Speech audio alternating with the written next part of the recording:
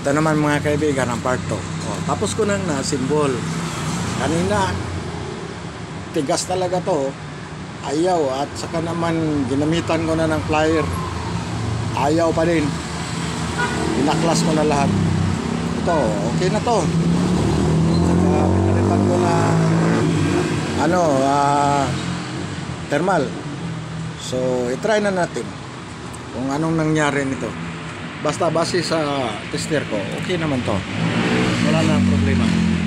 Try lang. Ito, electronics. Yun, itong plug na to.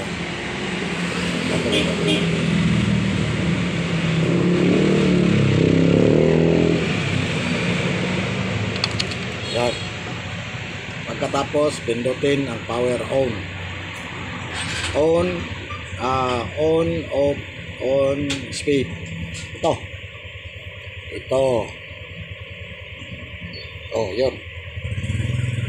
Gano siya. Tuminig. Yun, oh. Ano ba nag-iikot? Nag-iikot na to. Ano? Good na to.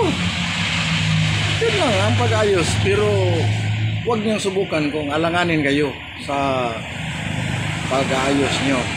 Mas mabuti dalhin nyo sa shop ng may marunong na nito. Pero kung sa akala nyo kaya nyo, pero ang tandaan nyo, huwag nyo subukan ayusin kung yung mga electric fan mo ay mumurahin yung hindi branded.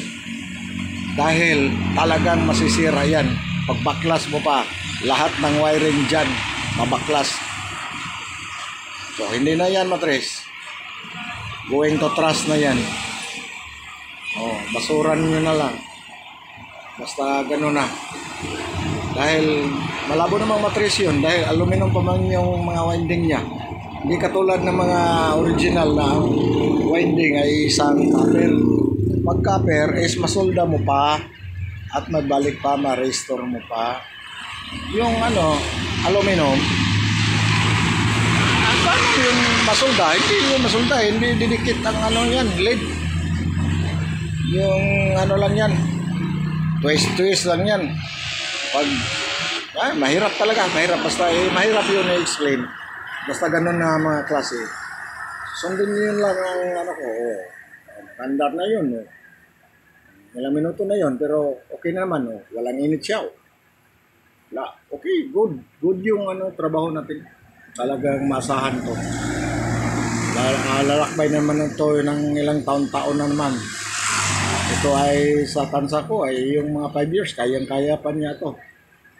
Dahil punong-puno siya ng deposito na oil linagyan ko. Mahirap to